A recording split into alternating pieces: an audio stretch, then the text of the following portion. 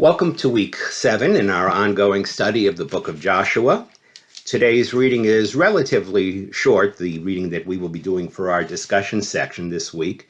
It is Joshua chapter 9, verses 1 to 27. Those of you who are utilizing the Art Scroll text that was recommended, you will find the readings on pages 45 to 49 in your text. Let me briefly remind you where we have been. We are now involved in the conquest of the land. We have crossed over the Jordan River. Joshua and the tribes of Israel have begun the task of conquering the land from the Canaanite tribes who reside there. The first battle that we talked about in some length was the battle for the fortified city of Jericho, which fell miraculously after a 7-day period of preparation. And you will remember that the result of that battle was that Joshua and the Israelite warriors were commanded to destroy not only all of the inhabitants of the city, men, women, and children, but also all living things, all property, all possessions, and that they were forbidden to make any use of any property whatsoever, and that any precious metals that remained from the conquest of the city were to be brought to the treasury of God. Last week, we talked about a second battle, the battle for the city of Ai. And in that battle, too, the Jewish people fought a war which resulted, at the end, in the destruction of every living inhabitant of the city of Ai. 12,000 human beings perished in that destruction. However, the difference, as we saw, was that God gives the Israelite warriors who participated in that battle the right to take some of the spoils of the battle, the property, the livestock, and whatnot of the city as a kind of a token, a reward for their involvement in the conflict.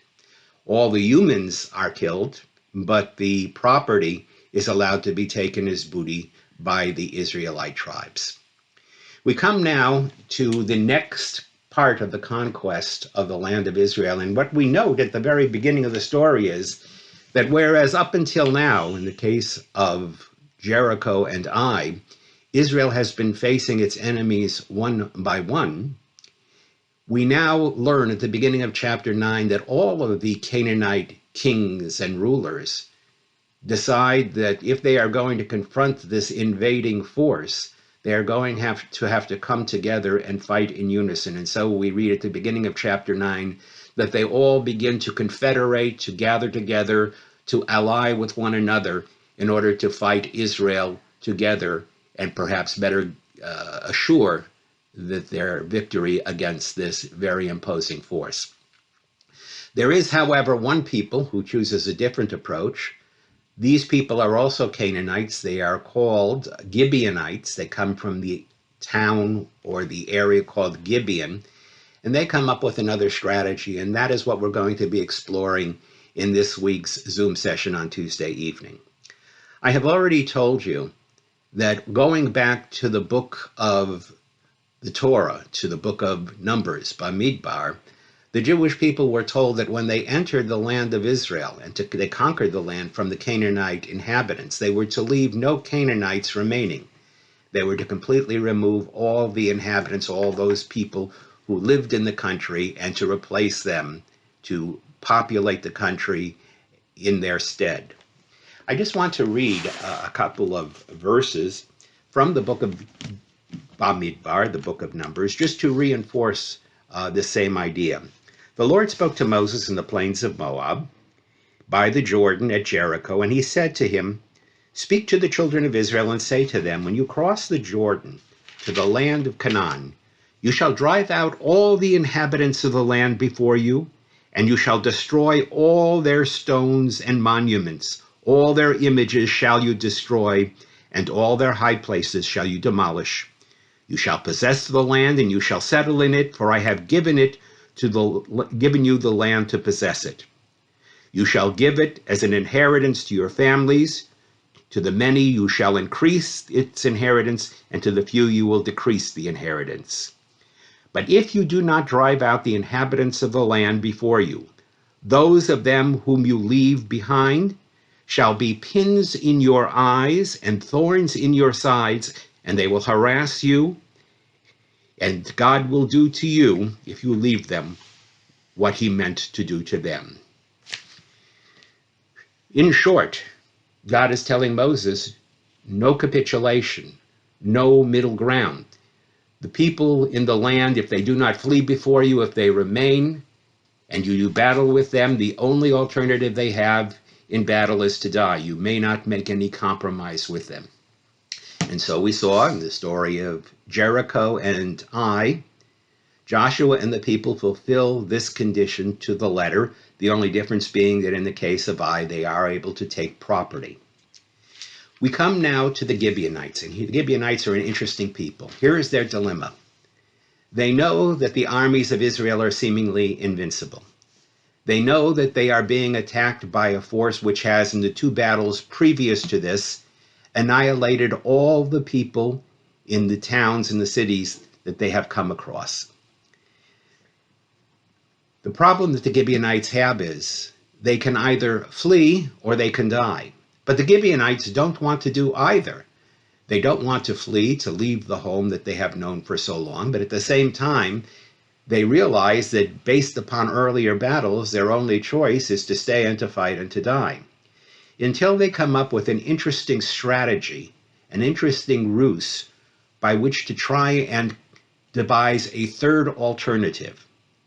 Instead of fleeing, and instead of fighting Israel, they attempt to resort to subterfuge to, in a rather underhanded way, try and enter into a covenant, into agreement with Israel, so that Israel will neither slay them but will let them live in the land. You'll read about this in chapter 9. The questions that I have for you are all designed to respond to the issues that we will talk about in the chat room. Question number 1. What caused the rulers of the various peoples in the land of Canaan to finally unite together in common battle against Joshua and the tribes of Israel? In other words, why initially did they not come together, and what causes them now to come together in alliances to fight against the Jewish people? Question number 2. What strategy did the Gibeonites conceive of to be able to continue living in their homes on the land without facing annihilation? What was their plot? What was their plan to be able to continue to live in Canaan, but at the same time to continue to survive and not face annihilation as the other peoples in the previous battles had faced? Question number 3. What was the goal or the purpose that the inhabitants of Gibeon sought to achieve by means of their ruse? In other words, when you read about how they attempted to trick the Israelites into making an agreement with them, they must have realized that at some point their ruse, their contrived plan, was going to be discovered. Why didn't they realize that once it was discovered, they were going to be subject to the same fate? How did they believe that this trickery, this deception, this evasion would actually end up enabling them to live and to survive in the midst of the Jewish people? Question number 4.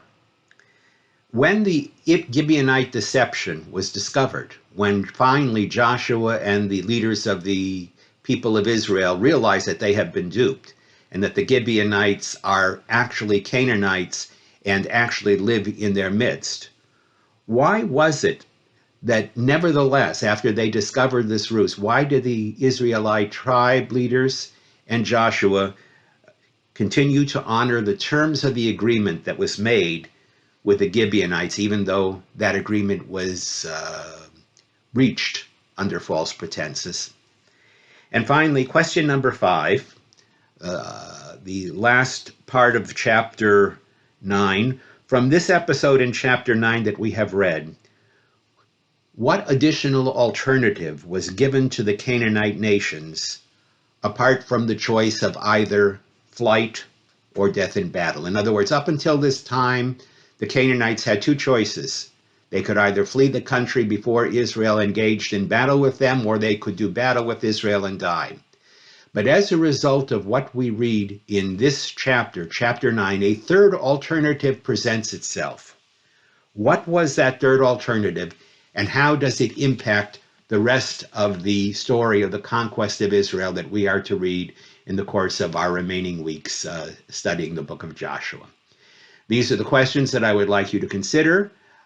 Please refer to the question sheet that I sent to you already. If you have thrown that out or you don't have it, you can refer back to this lecture and the verbal instructions. Perhaps I will be able to send out the questions once again to you.